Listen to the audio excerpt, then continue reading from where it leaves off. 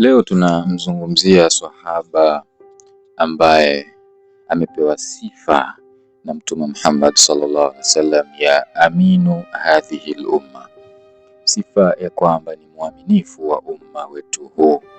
Hii sifa ni sifa ambayo Saidna Umar alikuwa akiitamani sana. Saidna Umar anaeleza kwamba walipokuja wale manaswara wa Najran na wakamtaka Mtume Muhammad sallallahu alaihi wasallam awape mtu ambaye ataenda kuwahukumia mambo yao pale watakapohtalifiana katika mali zao na mambo mengine kadha wa kadha, na Mtume Muhammad sallallahu alaihi wasallam akawaambia, njooni baadaye, nitawapa mtu ambaye ni mwaminifu na mwenye nguvu.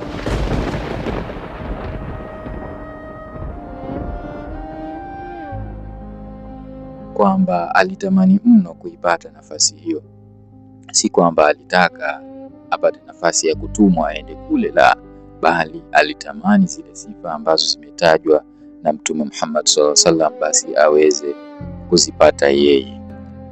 Na ilipofika muda wa swala ya dhuhuri, Saidna Umari amehudhuria na Mtume ameongoza swala ile. Kisha baada ya salamu, Mtume akanyanyua shingo yake na kuzungusha huku na kule. Saidna Umari anasema alikuwa akijionesha zaidi ili Mtume aweze kumwona, kana kwamba anamwambia Mtume kwamba mimi nipo hapa, unanitafuta, nipo hapa, mwenye hizo sifa za nguvu na mwaminifu. Lakini baadaye Mtume akamuita huyu sahaba, ewe Abu Ubaida, njoo.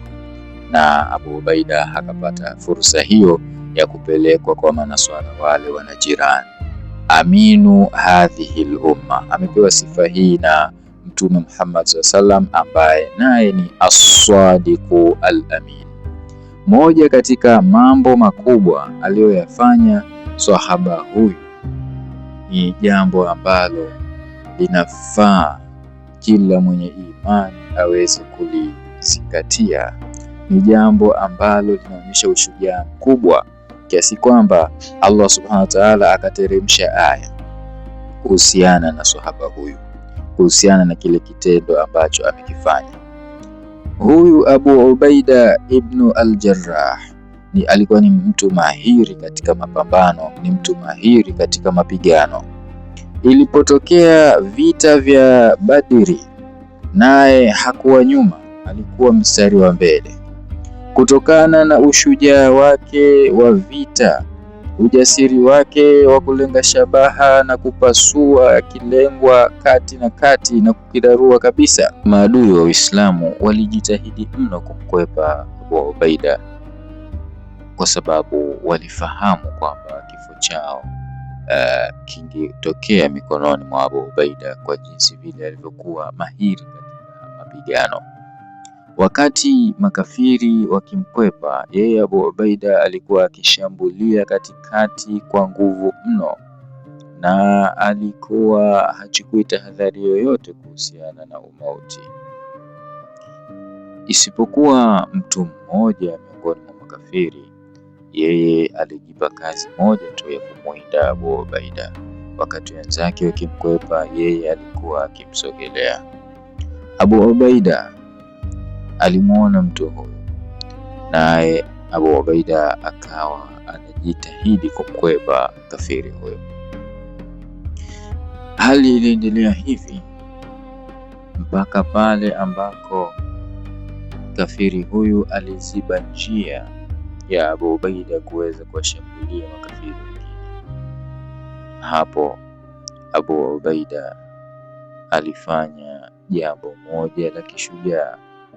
Alichukua silaha yake na kumjeruhi nayo kafiri huyo, na umauti ukamkuta kafiri huyo. Kama kuna watu wamewahi kupatwa na mitihani, basi huu ndio mtihani mkubwa kwa Abu Ubaida, na mtihani huu ulisababisha aya iweze kuteremka kuhusiana na swala hili. Ni nani huyu? Bila shaka ngozi na moyo itakusisimka pale utakapojua na utakapofahamu mtu huyu.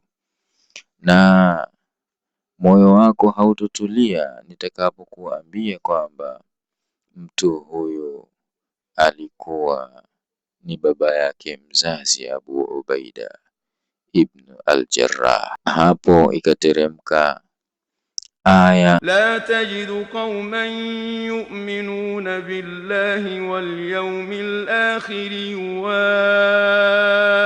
yuwadduna man hadda Allah wa rasulahu walau kanu, huwakuti watu wanaomwamini Mwenyezi Mungu na siku ya mwisho wakawa wanawapenda wale wanaomuasi Mwenyezi Mungu na mjumbe wake. walau kanu abaahum au abnaahum au ikhwanahum au ashiratahum, hata wakiwa baba zao au watoto wao au ndugu zao au jamaa zao. ulaika